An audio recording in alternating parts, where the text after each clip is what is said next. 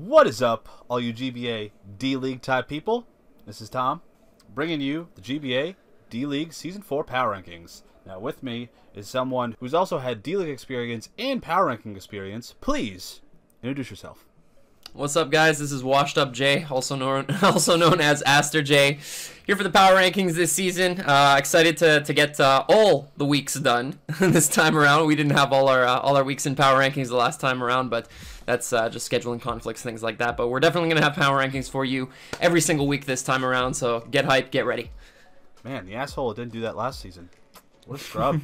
Alright, so as usual, this is going to be the Power Rankings. What we're going to try and do is bring you guys the teams on screen so you understand what we're talking about when we break down the teams, rank them accordingly. No D+ bullshit, no A+ bullshit. It's going to be straight, just numbers, us talking about it. Going to keep this relatively smooth going. So, with that in mind, we're going to go into our number 12. Aster, I will let you start. So I have the New York Empoleon, coached by Goldoa Dragon, in at number 12.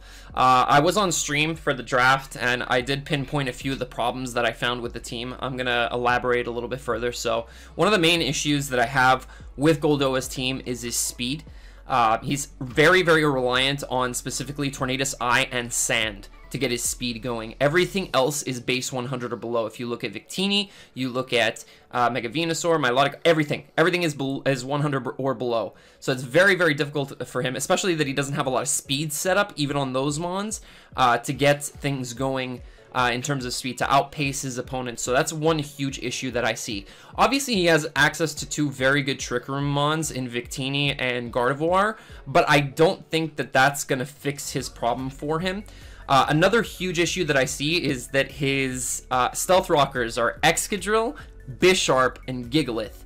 And that means two things. One, either he's going to be forced to bring Gigalith and i.e. Sand every single week, or nearly every single week, or he's going to be put into a position where he has to run Stealth Rocks on Excadrill, which forces it into a less offensive set, which is not what it likes, or he's going to have to run Rocks on Bisharp, which we all know is just honestly a waste of time. I've done it once before. It happened to work out, but in most situations, you're not going to want to run Stealth Rocks on Bisharp. So that's already a very, very big problem. The fact that he doesn't have access to Spikes or T-Spikes, I believe, anywhere on his team. He's very limited in his hazards.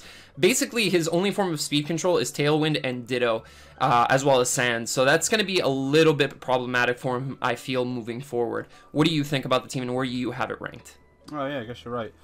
I was looking at what Gigalith's other abilities were, and it's like, I mean, Sturdy is not that useful, but I can see what you mean about, you know, it being Sandstream pretty much every week. Now, they make the point about the hazards. He does have a fair amount of rockers in comparison to other teams. 3, I feel, is pretty standard. No, it is, but we're talking about other teams that barely have 2 viable ones. Like I say 2 viable. You have like other mons that can run it, but if you're running like rocks on like Zlando, you innately have a problem with your team. That's an example, not the actual case. So that I see what you're talking about there. When I look at his team, I think it's a very like Sun Moon Oris meta with Victini and Excadrill, and then he has a very like classic core with Venusaur and Milotic. We've seen it happen before. We've seen it get used before. Is it going to work? Maybe.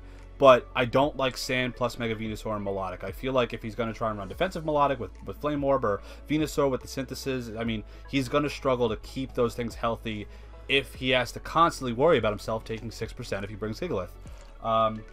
Not only that, I feel like he has decent, you know, setup options. Mostly every breaker that he has on the team can set up in one form or another. Then he has things that are tanky and then can take hits. I do like his Z users in Tornadus Eye and Flygon. I feel like they are much, much better options than Drill or Victini and some kind of garbage like Electivire. So, frankly, I don't mind his team. I think that there is potential for it to be good. I do like his hazard removal options, 2 defoggers and 1 spinner. And the team can work together. It can. You just gotta see how. Now, Aster has Goldoa Dragon ranked at 12th. I have him at number 9. We'll see where, you know, if he moves up, moves down. We'll see. So now we're gonna go over my number 12, which we seem to be in some sort of agreement about. I have number 12, OP Jellicent, his Toronto Leaf Storms. Aster at number 11. Now, when I look at Jellicent's team, you can pretty much tell what it is on paper. You look at it, and it's one thing and one thing only. It's hyper offensive webs. In this case, webs user being Leavanny. Now, in other situations, I've seen, a webs user be Galvantula. That's how I've ran it before. You can see it be Slurpuff. You can see it be a vast amount of things. But in this case, it's Leavanny. Now, Leavanny is fast. It has some very niche options, but it's still a Leavanny, right? If you're going to lead off with it, you see it in Team Preview, you know what it's going to be doing, and you know it's probably going to be Sassed or something of that nature, right? Yeah. Now, his team does have the highest base total. That means absolute dog shit, because teams in the past have had that too. His team is extremely offensive in the correct form, not the the sarcastic form. But the archetype is extremely one-dimensional. I can see it being mitigated, if not read outright, after probably, I'm going to say, 2 or 3 weeks. I think that his playstyle and the way that he presents the team is going to be read by certain players in this league, whether you're talking about highly experienced or someone who just watches their opponent and goes, oh, so if he has this team structure, he's going to be running webs. If he has this out there, it's typically going to be this set or this item, things of that nature. We're going to talk about his Z users. I don't mind Xurkitree and Virizion.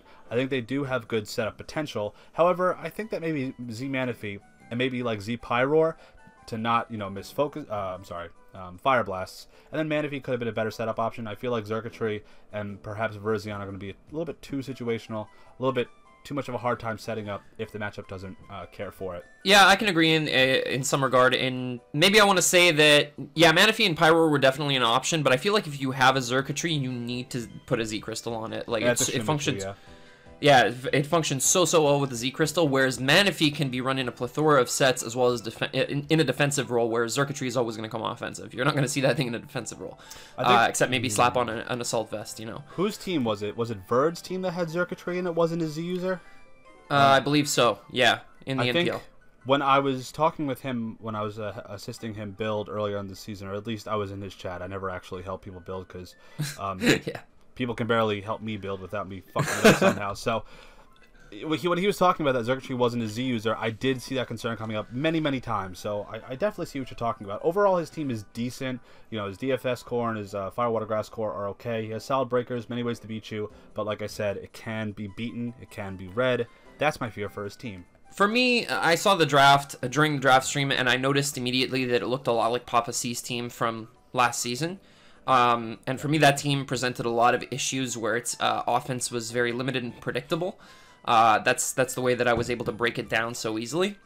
And Hoop on Bound is pretty predictable in itself, and it's very easy to deal with. You slap on U-turn, and you run a Scarf, and you get rid of it immediately. Manaphy, you just have to deal with the Z Tail Glow, the Z Rain Dance usually, but in this case, people don't even have to. They just have to deal with the Tail Glow. Obviously, Calm Mind, Rain Dance, Rest, things like that are always on the table, but people can still deal with that, especially that they have one less set to deal with. Mega Pinsir, get up rocks. Lando Eye, pack on an ice move. Like, he doesn't have enough 4x weaknesses to merit the ones that he does have, essentially. Like, it's going to be very difficult for him to restrain people from running, like, Hidden Power Rock, Hidden Power Ice on certain things that they know otherwise would not check those specific mons. So that, for me, is a big issue. Another thing is that it looks like Florges and Registeel were kind of just slapped onto a hyper offense team. Yes. And while Florges can be run offensively, typically it's not going to be. It's an issue that I have with another team coming up. My number 10 is that I feel like the Fairy was put on there for the purpose of being a wish passer, and that's it. Like, it has no other function. So that's the main issues that I see with the team. I would like to see OP Jellison prove me wrong. I've seen some of his games. I know that he's a decent player. So I want to see what he can do with this team, what kind of tricks he can have up his sleeve. But at the moment, for me, it's looking like this team is very easy to deal with. That's kind of how I'm ranking my my power rankings. Week 0 is I'm looking at the team and I'm saying to myself, is this team something that I find I would be able to deal with easily? Is this a team that annoys me, or is it not? And that's how I positioned everybody. So that's it for the Toronto Leaf Storms for me. I feel like they're staying at number 11. We'll see what happens from here on out. You have them in last, so I think we're pretty much both in agreement that this team kind of looks a little weird and easy to deal with. So that's that. Now we're going to move up to another team that I think we rank relatively low, and that is the only coach that gets flagged, Turbo and his Phoenix Midnights. See what I did there? You like that? Oh, yeah. I'm sure it's going to go very well, but I don't give a fuck. So, you got the Phoenix Midnight in at number 11. I have them up at number 7. So this is a huge difference for us. And I want you to explain things that I actually didn't initially see wrong with his draft that Turbo himself came to approach me about and told me about. So let me know what you think. All right, so first of all, I'm going to get the obligatory joke out of the way. Claydol is garbage. Claydol is a spinning trash can. Claydol is bad. Burke, I love you and I miss you. But I don't like Claydol. And it's actually one of his only 2 good hazard setters, and probably one of his only hazard setters. Claydol and Mega Arrow. And those are his 2 removers. Jirachi, Clefable. Well, Jirachi, yeah, but on this team, if he's running Jirachi with rocks, he's gonna have trouble whether he wants to put Jirachi or Mega Arrow in defensive role. And seeing, personally, seeing Claydol at team preview, I'm just gonna be like, all right, I'm facing 5 months. I think his team struggles with ground plus coverage. So we're talking like 1,000 arrows, he has no switches in. Then when you want to cover something else to hit, whether it's like Clefable, or it tries to, it hits Mega Arrow or Claydol, something that has like Levitate, or it's a flying type, I feel like he's going to struggle in one form or another. Then, of course, when we talk about mitigating rocks, Kieran Black being a Z user, it is going to have a hard time. And even Mega Aerodactyl, like, I look at his team and I see some of the issues that I ran into with my Season 6 team. Granted, I know Turbo's going to perform better than I did because he's a better player and can actually get to finals, versus me, I could barely put together a winning season. He does have good breakers that I think have the potential to be slow on startup. Jirachi, Calm Mind, we have Clef, Calm Mind, right? Azumarill, Belly Drum's not as easy, so can't go for Z Belly Drum. Then everything else just seems for like a breaker pivot, but somewhat slow, except, Persian. I feel like the team will struggle to get going if the matchup isn't 100% in his favor, or I feel like he has to get cute in order to adjust. Like, for example, this week 1 matchup against Deebs, because right next to his roster on the dock, his team kind of gets torn apart by pretty much all of Deebs' offense. So that's pretty much Lando T specifically, yeah. Exactly, yeah. That's pretty much what I'm alluding to when I'm talking about ground plus coverage. His team can switch into a ground move, but his walls are typically going to be slower. What does he do? Yeah. No, I can see that problem, and I know that Turbo is making some transactions as a result of this issue, specifically with ground, but just looking at his team the way that it is right now, I really feel like if he's smart about his ground weakness, then he can really perform well. The one issue that I saw and why I didn't have Turbo actually even higher was that he paired good things with Mega Aerodactyl, but not great things. What you want to pair with Mega Arrow is another really fast Mon, to make sure that it can... that you're forcing Scarfs on your opponent's side, and if they choose not to run Scarves, then they're automatically outsped by your speed creeping. That is an amazing, amazing feature of Mega Aerodactyl, is that it's one of the fastest Megas that we have, alongside Mega Alakazam.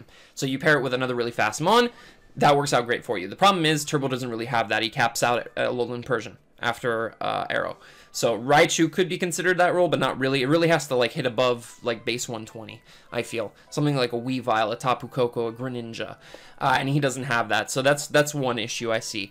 Another issue is I feel like he doesn't have enough bulky pivots, and what I mean by that is that a lot of things are going to come in and be forced to attack rather than gain momentum through the use of Volt Switch, through the use of U-Turn. Raichu doesn't want to take hits. Jirachi can, but it's going to be forced into a defensive role to do such. So I feel like he's trapped in a loop a lot of the time, where he's forced into Mons and he's forced to stay in, and if his opponent plays correctly around that, then he's going to have a lot of trouble. We have yet to see what his transactions are going to be. He wanted to mention it on stream that he was immediately going to have transactions, so we all know this.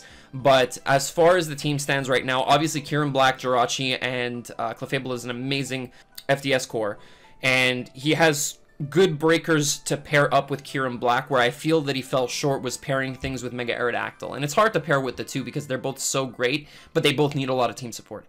So I have him at number 7. I still feel like it's a really strong team, and it's a very adjustable team, so I'm curious to see what his transactions are going to be. I just have him up a little bit higher because I personally like the team, and it's something that I would like to use. So as long as he's smart about his ground weaknesses, he should be fine. We'll see what happens.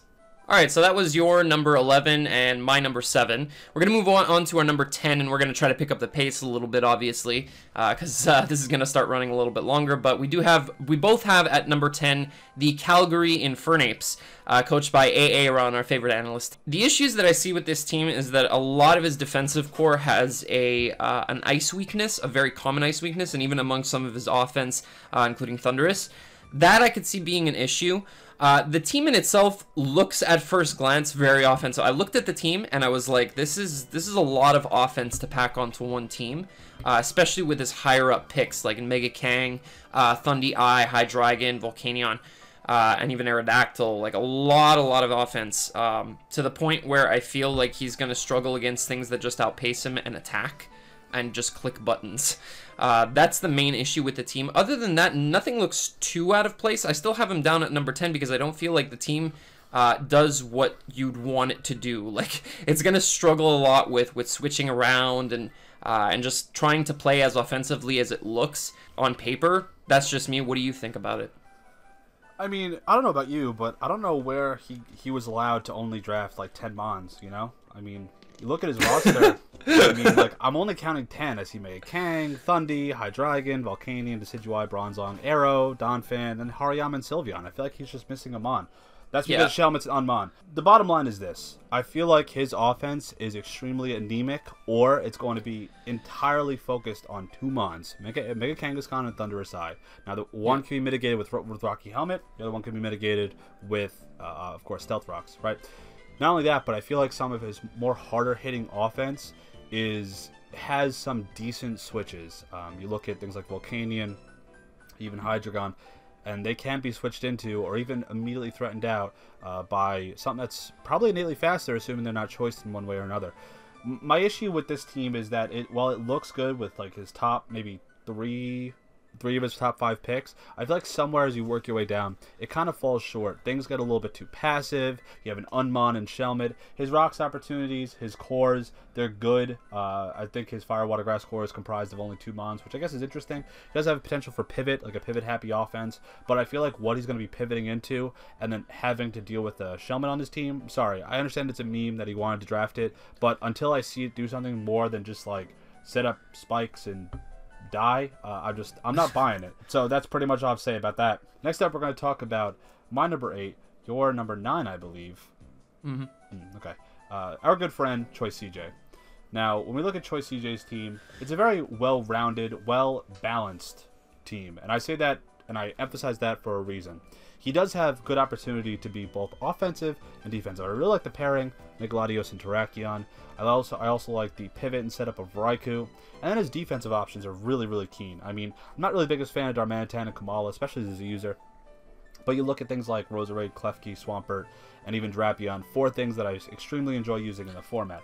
Each of them does have potentials, you know, his offense does have potential set up, and he has really good tank, defense, and even hazard options. You know, you look at all his hazard setters, and the problem that I have is that he has 3 spikers that I think are a bit redundant. Don't get me wrong, the pairings of Roserade, Drapion, and Klefki, they have nothing in common, but I feel like when he starts building, when he starts creating his teams, when he starts putting something together, somewhere along the line, those 3 Mons are going to step on each other's toes for one reason or another. Yes, he could run something like offensive Drapion, he could run, you know, offensive Roserade. Klefki is always a pain in the ass, but I feel like somewhere along the line, if he's going to be, he has hazard options.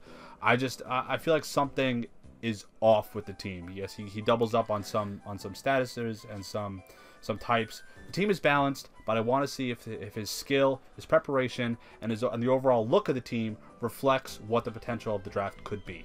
His rockers being Terrakion, Swampert, Gligar, not too bad. I don't like that they're all weak to, well, water-ice combination. Right. Sort of thing. That I really don't like, especially that he's got Roserade, he's got Megaladios, so he's kind of weak to those typings. He's forcing Suicune into a defensive role as a result. Even Swampert is neutral.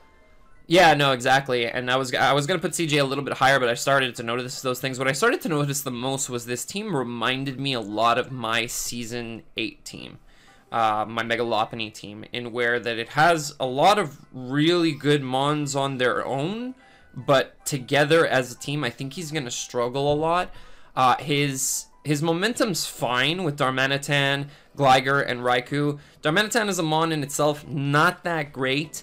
It can be used to great effect, but it's not an amazing Mon. I personally myself will never draft it again. I do see what you're saying about Drapion, Roserade, and Klefki stepping on each other's toes. They really look like the same Mon, the same roles. And other than Suicune, I don't see anything that's going to be like super defensively tanky. Like everything gets chipped really quickly. maybe Klefki. So those are my main problems with the team. Other than that, the teams that are above CJ at this point, for me, are all really, really strong. Like, obviously not all amazing, but from this point on, this is kind of like the cutoff for me, is where I start feeling like these teams are really good. So CJ, I feel, falls a little bit short, but I know that he can do a lot with his team. I just have to see it. So next up, we have my number 8, your number 7, our returning coach, Mr. Danza, Crobat for the win in his Los Angeles Nido-Kings. This team was another one that I really liked, and I feel like it's really on the borderline of being great. A few problems that I have with it. So we got awesome core, Mega Gallade, Weavile. He's got great speed on the first 3 as well, with Tornadus T up there as well. He's got a great regen core. Silvally, which I found is a great mon. Jolteon on its own, awesome. Arcanine, Mesprit, Drampa, and Steelix. Now, where I feel it falls off a little bit is his Stealth Rockers are Mesprit and Steelix. And I have a very, very big problem with that, because it means that he's going to be forced to bring either one of them every week. And that's a very, very big issue, because it limits you to how many regen mons you can bring. It limits you to how many offensive mons you can bring, because none of those across his entire team have Stealth Rocks. So he's forced into that position. I feel he's going to always find himself short 1 mon. Like he's going to need a 7th slot every week because of the rockers that he chose to pick up. That is my main issue with the team, and where I feel a lot of other teams excelled was they were able to pick up the correct hazards, correct hazard control, everything else. This is the big one for me with Danza. What do you feel? See, I have different issues with the team. Now I have my number 7. I don't know if I've said that already. But like, I like his offensive pressure and the triple regen core. There is potential for some really nice pivot options, and you know me, I like my pivot offense. That's like my bread and butter, is for good or as bad as that is. Mega Gallade, Weavile, and Torn T, along with his Tangrowth and Toxapex, they're going to pressure the opponent in one form or another. I do like the fact that he could run, Jolteon, Mesprit, or even Drampa in like an offensive role, or even like a pseudo tanky role for any of the 3. My biggest issue comes with, even though his team will pressure you, or at least it'll annoy you with the combination of Tangrowth and Toxapex, I feel like at some point or another, this team could be the biggest team to just completely nosedive.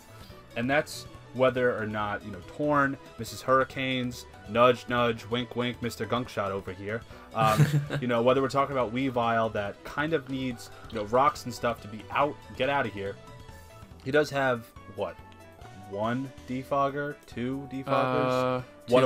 One of which is weak to rocks themselves. That, I don't really like that, frankly. I mean, the reason I would never draft Torn T in draft is because of the fact that my Hurricane luck is equal to that of like hitting, Leaf Storms and Will-O-Wisps. It doesn't happen. Granted, you ask me to hit a Hydro Pump, I can hit it 10 out of 10 times. Don't ask me why, but you ask me to hit a Will-O-Wisp or like a Sleep Powder, yeah, you can go fuck yourself. It's not going to happen. So, honestly, Danza's team, it intrigues me. I like what he can do defensively. I like what he can do offensively. But I feel like somewhere on the lines, if someone gets really smart and really cheeky, and we have people in this league that can do that, whether you're talking about Leo, Turbo, even people like Zazo. Right. There are people that can exploit him and exploit this team, because I feel like there is going to be a weakness somewhere. Also, his DFS core sucks. I don't like Silvally, Fairy, Steelix, and Drampa as your DFS core. Just bottom line. Yeah. That's a little bit ridiculous. I don't think he intended to make Silvally the Fairy. Silvally's kind of just more diverse one. I don't think he was shooting for Fairy Dragon Steel core. But the fact that his Steel type is Steelix, that already gets me. It's not bad, but we're talking a 12-person draft. If Steelix is your Steel type, like you said, it's going to have problems. Yeah, and 2 of your main offense are weak to Fairy. So you need a strong Steel, and that's where I feel he fell short, especially that it's one of his rockers. He's going to basically be forced to bring a Steelix almost every week. Hopefully he could fix that in free agency if he chooses to do so. We're going to skip my number 6 for just a second. At number 5, we have Randy and his Texas Rangers. The thing I like about Randy's team and why I have it in the top, half of the total drafts that are available is I like his very click buttons, very free and less restrictive type offense. There aren't many deep intricacies besides something like Rabombi and even something like Celesteela. You look at his team and you see the fact that Mega Lopunny got all the way back to him in round 2. Combine that with Celesteela, Latios, and even something like Mamoswine. And his team just overall, like, you got to prep for all 4 of those things. Celesteela being a Z-Mon, Megalopony just being a straight-up buster, Latios, Specs, Scarf, Life Orb, whatever. And then you have Mamoswine, which, if used correctly, which I definitely believe that Randy is the type of person to use Mamoswine actually well, seems very scary. I like that. His Fire Water Grass core, I really like. It's somewhat of a classic Fire Water Grass core, your Shaman, Rotom Heat, and Jellicent core. It kind of reminds me of, like, Black and White, you know, even Oris. I'm sorry, X and Y. Makes me think Tup. I don't know, it just makes me think Tup. I'm not going to associate Tup with Randy. That's an insult. What are you trying to insult my boy Randy here? I do like his 2 usable and viable standout Z users. Z Celesteela is something I wish I did back in Season 6. And then I know you have experience with Z Barbaracle, and I think those 2 are going to function extremely well for him. His team has support in terms of getting hazards up. He has 2 very usable rockers.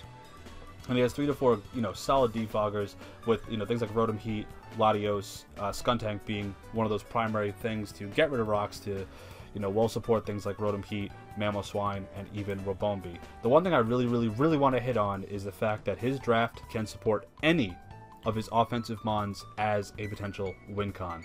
I feel like his team has all of the options, has a very nice skeleton to support, and if there's a team that I feel like can skyrocket, not to make a pun about Celesteela, if there's a team that could rocket up to the top and be a really underrated team, it's Randy's. That joke was horrible. Now, I do really like this team. I have it at number 6, however, for a few reasons.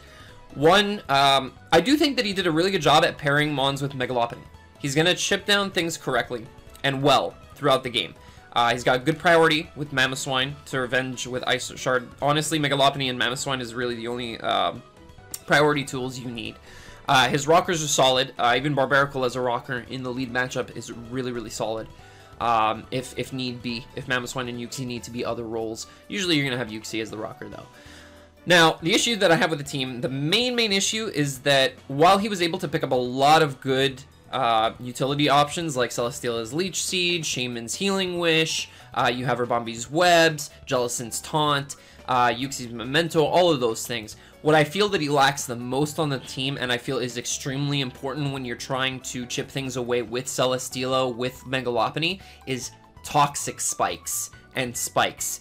That's where I feel like his team, having none of those, is going to make a very big impact on how his opponents prep for him, because they know that they never ever need to bring hazard removal for grounded hazards, except maybe for webs. But even that's as long as people are able to defensively check Megalopony and Mamoswine, which I'm not saying is easy, but it's doable, they should be able to deal with his team. Whereas if you had T-Spikes in the mix, then it would get really crazy. Like, if he can transact Skuntank for a grounded poison with T-Spikes, his team is going to be the biggest menace.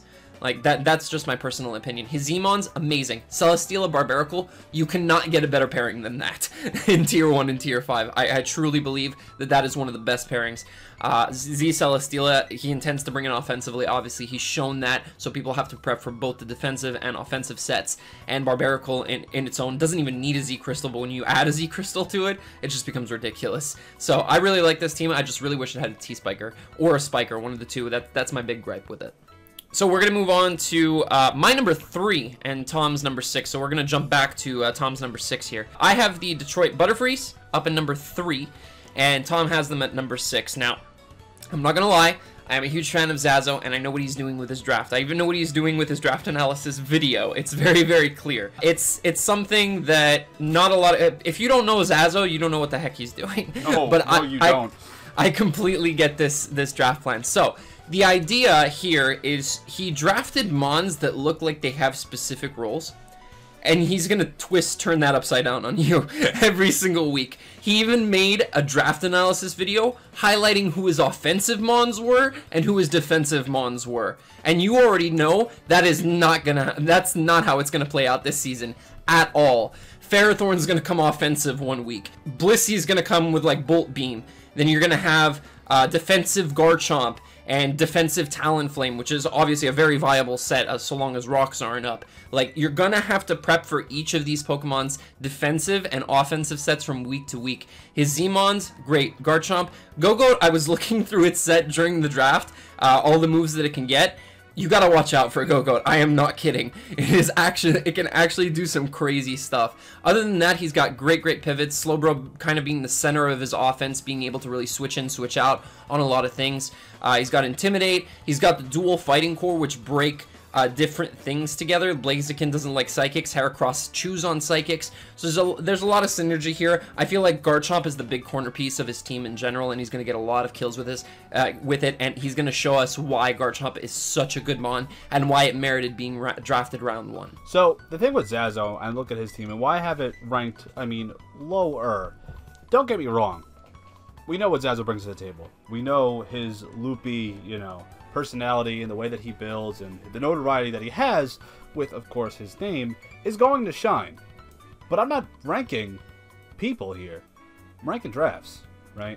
So you look at his team, and for my just primary look, it looks like a very Oris approach. You still have Smogon Bird in its prime XY days, which I wish was still now, but such is life. But offensively, his team is not as quote-unquote sexy as other teams. Yes, he does have things like Z-Chomp, Mega Diancie. He has a very good offensive and defensive, assistance in the likes of Zapdos, Slowbro, Crocodile, Blissey, things like that. However, his team is solid. I like the fact that he has double Moxie Breakers if he chooses to bring them. He has really good tanks. He has, honestly, I think some of the best scarfing options in the entire, 12-person draft here.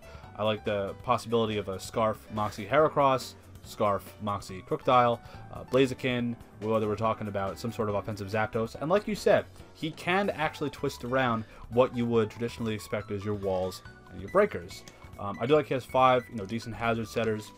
But the one problem I do have is, besides his Magic Bouncer with Mega Diancie, 2 Defoggers, kind of an issue. Actually, just 1 Defogger, I think. Kind of an issue with Zapdos. Like, I understand Zapdos is probably one of my favorite electric flying types, if not my favorite electric flying type. And it's proved time and time again why it's great. I just don't like the fact that it's the only thing he has. I know he's going to mitigate it, and hell, there's probably going to be even times where he's going to force his opponent to choose, do I want to get damage off on whatever it is that they're facing on Zazo's team, or is it they want to defog and potentially give Zazo the option to just open up and go in on whomever he's facing. That's kind of my only real issue with the team. Nothing wrong with it, and the fact that he is at 6 with what I would consider probably one of the most least shocking looking teams says a lot. My number 5 and Tom's number 4 next. We have the Exeter Chief Electivires, Melantosh. Honestly, I love this team, mostly because Zygarde 50% is on it, and I feel like that's one of the best mons in draft right now. He's also got Mew, which is arguably the best draft league mon, and then he's also got Charizard Y, which we haven't seen a lot of recently, so that's going to be really interesting to see this team function. He picked up really good options to pair with his forms of offense. A lot of his offense is centered around setting up, specifically Zygarde, Mew, and Snorlax, like those 3 specifically, and even Cobalion we can ship into that boat. But definitely having webs, having solid rock setters like Mew, like Cobalion, Piloswine especially, I feel like that's going to really help him out. Where I feel like Melon's going to suffer a little bit is his defogging options, because he's going to either force a move slot on Mew or Rotom a lot of the time, and that's going to really hurt him, because not only do T-Spikes really hurt him for Mew and Zygarde, but Rocks hurt Megazard Y tremendously, so that's going to be a little bit of an issue. Going to be interesting to see if he can fix that up during the season, or if he's willing to sacrifice those move slots on Rotom, on Mew, for that defog to really be able to get rid of Rocks. So I just really like the team because of Zygarde 50%.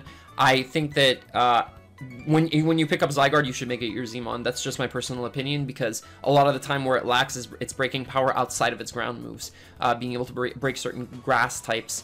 A lot of checks to Zygarde 50% right now are also considered arrows switch-ins, so having the ability to go Z Outrage on Zygarde is also really strong. How do you feel about the team? It's amazing that we now define a meta, especially draft meta, by what takes 1,000 arrows. Yep.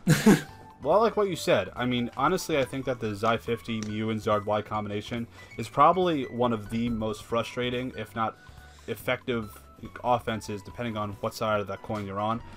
for the entire draft. I do like its pairing. You know, it reminds me a lot of Fizzy's draft back from season, I want to say season 5, if not even season 6, where he drafted, where he paired Zardwai with Tyranitar. Now before that, I had Zardwai with, I want to say it was Kieran Black. Now the thing is, that season was season 2, I want to say, and I actually put Kieran Black up at like 5 in the kill leaders, and Zardwai was up at like 7 or 8. So the bottom line is that if you want to pair something, you know, likely to cure him with Zygarde, it really does show. Right? It could be just great. And I like this pairing. I like the offense. A little weird how his best mon is base 110 with Gengar. So the speed tiers might suck a little bit. But he does have good scarfing options. As a matter of fact, I think it's a little bit less than what Zazo has in his scarfing options. We will see, you know, a lot of defogging.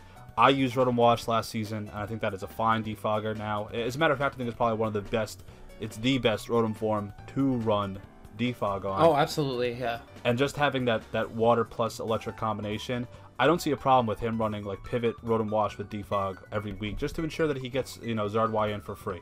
You pair that with some decent offensive options, whether we're talking about, you know, Belly Drum, Slurpee Boy, Gengar, even like Snorlax, same thing, Belly Drum. The team is potent. And I like that. This will probably be, if you ask me, one of the most well-functioning offenses. But obviously there are issues with the speed. So that's pretty much it. Next up, we have my number 3. And I believe it is your number 4. Okay. 4, correct. The Calgary Flame Wheels. This is coached by Deebs, the Weebs man himself. And this is honestly some of the just like outright strongest like setup offensive mons. You have 2 very good, strong physical attackers, Landorus T and Zardex, one of which being Z user Lando T, as I used last season. Very good, very effective, and obviously it is going to pound some people in. First victim is going to be Turbo this upcoming weekend. Then we have things like Superior, which is unapologetically the best Leaf Storm user in the game, along with Nihilego. His defense also is extremely annoying when you look at like Fini, Porygon 2, even things like, I mean, you have like utility mons like Golisopod, Rotom Spooky, and like Metagross. Frankly, his team is capable, and it has good means to like mitigate rocks, it has good means of setting up hazards, and frankly, it's offensive with bulky options. It can break you, and it can just be a solid contender. My only issue is, one, what Deebs shows up. That's a minor concern because we've seen him do really well. We've also seen him just absolutely tank and go like 1-10 or 1-11, which you never want to see that happen.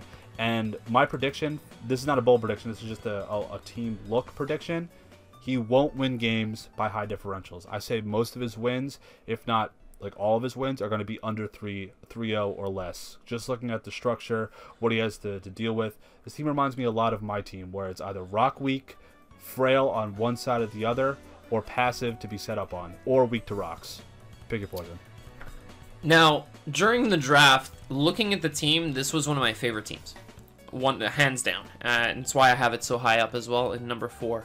I think it would have easily been number 2 or number 1 if it wasn't for a few issues. Now, I'll praise the team on having amazing synergy. Like, the synergy between the mons is absolutely ridiculous. You have Tapu Fini plus Porygon 2. That pairing in and of itself is disgusting, because Fini can come in on any fighting move, and Porygon 2 can't get statused because of Fini's terrain. That defensive core is almost impossible to break down. The one thing that his team really doesn't like is knockoff. And I say this because even though Lando T is a Zmon and Zardex can't lose its item, everything else on his team doesn't like its item being gone. Nothing whatsoever. Fini needs its lefties for survivability. P2 needs its Eviolite. Metagross and Rotom Spook take super effective damage from knockoff and lose their items. Sneasel doesn't like losing its item. Hitmonlee, if it's relying on a berry, doesn't like losing its item. So I think he's going to struggle a little bit against knockoff in general. If he can play correctly around it, he's going to have a great time. But his team, while having amazing defensive synergy, I can see him having trouble switching into certain moves, very specific moves. And if his opponents are very smart about their prediction game, they can catch him a lot, because Zardex with the 4x rock weakness before Mega Evolving, Lando T with the 4x ice weakness, I think that's what people really need to focus on. Kind of like the Mega Pinsir and the Lando I from earlier. I think people need to catch those switch-ins, get rid of the big problematic offense, because other than those two at the top, unless we're talking about like a Specs Nihiligo or a Specs Superior, there isn't too much on this team that would immediately threaten and scare me. You know what I mean? So that's, I think he's going to be very reliant on Lando T and Zardex, but if he knows how to use them and he uses them right, they're going to be absolute monsters. So that's why I feel like this team is deserving of 4th place, but I can't put it any higher. We are going to go into our top 2. Now, if you're following along at home, you realize that these 2 teams shouldn't really be shockers. As a matter of fact, these 2 teams probably have either a super busted Mon or just a really good team composition. I'm not going to give them the curse of being the power rankings #1, team right off the bat. Let's see if he can actually like prove to be #1. The same way I don't remember if I put you at #1. You did. I did. No, you didn't, and Mono did. Okay. That's right. So, there we go. Right? I'm not going to put the favorite team at #1 just because I feel like if you do, you curse them. Same way Danicki was cursed in using Magearna. Come on, man. So the thing with Leo's team is it probably has the most like busted offense in terms of just the pairing. You have Magearna, which while it doesn't have the capability of running Z moves, Magearna isn't one of those Pokemon that's defined by a Z crystal like you have your Xurkitries and even like to an extent your Landorus, because if you take the Z crystal away from Landorus, maybe it's not the biggest breaker like we're used to, right? So you have Magearna, you have Mega Medicham, you have Z Infernape, and you have Zygarde Doggo. And then you match that with good hazard setters like Nidoqueen with Toxic Spikes. You have something that could be super spooky and actually has a really good means of disguising itself in Zoroark. I mean, you talk about it disguising itself as like Magearna, Mega Medicham, or even like Zygarde. The team is not really, like, whoever he's facing is, unless they're really using their brain and they're really poignant on exactly what they're facing, maybe Zoroark actually does something for its first time ever in the GBA. Also, I'm not gonna lie, but looking at this team, I could feel my internal organs just like kind of melting at the idea of having to face Cresselia, Miltank, or Alomomola. So good luck to you guys for facing that. This team, honestly, is probably one of my favorite teams. With I mean, the Season 3 champ knows what he's drafting, knows what he's doing. Was gifted the first pick overall to get Magearna, but there is potential that this team will probably show probably Zoroark, Infernape, and Magearna as being providing their best GBA performances ever. And it's kind of ironic because you have those 3, which on paper should probably do really good offensively, but historically in the GBA have been really bad, like Magearna, which makes no sense, Zoroark, which also doesn't make sense, and Infernape, which has kind of just been borderline okay. The only thing that really concerns me is that he gets 2 viable removers, one of which being Rotom Frost, which is his Z user, as well as Serena. So I probably expect Serena to come every single week, but besides that, really have no qualms about the team. Leo's team, he drafted Magearna first, and I like the idea of having an on-Z Magearna because in a lot of situations you're kind of forced to bring a Z Crystal because it just looks so shiny, and you absolutely want it on the team because it's an automatic sweeper. There you go, Trick Room or Shift Gear, Z move, everything dies. However, putting Magearna into a more defensive role, having access to Pain Split, giving it an Assault Vest with Volt Switch, it really puts it into a Steel role, and it's a very hard Steel to break because it's completely reliant, you're completely reliant on running Ground or Fire coverage to take care of it. And if you look at Leo's team, especially when you get down to the offense, Fire and Ground don't hit him at all. Like he has fixed that problem completely. It was an issue after the first 5 picks. I gave him crap even on stream for having very prominent ground weakness across his first 5 picks. And from that point on, he went and completely fixed that. Serena doesn't care about ground types. Cresselia, even less. Alomomola, if it's a physical hit, forget it. It's not doing anything. And then he's got Rotom Frost to switch in and immediately threaten out any ground. It's incredible. And then you pair that Magearna with the fact that he has Nidoqueen for T-Spikes and Spikes, and, T-Spikes, and then you have Mega Medicham, Infernape, and Zygarde 10% as his offense. That is disgusting offense, I'm sorry. Mega Medicham is already hard enough to switch into, and he paired it with another fighting type that absolutely destroys anything that Medicham is checked by, like, for example, Tangrowth. Like, it's actually disgusting. I really wouldn't want to face this team. One of the things I felt like he needed after the first 6 picks after the first 5, excuse me, was Cleric plus Wish Pass, and then he went and go get a bunch of them.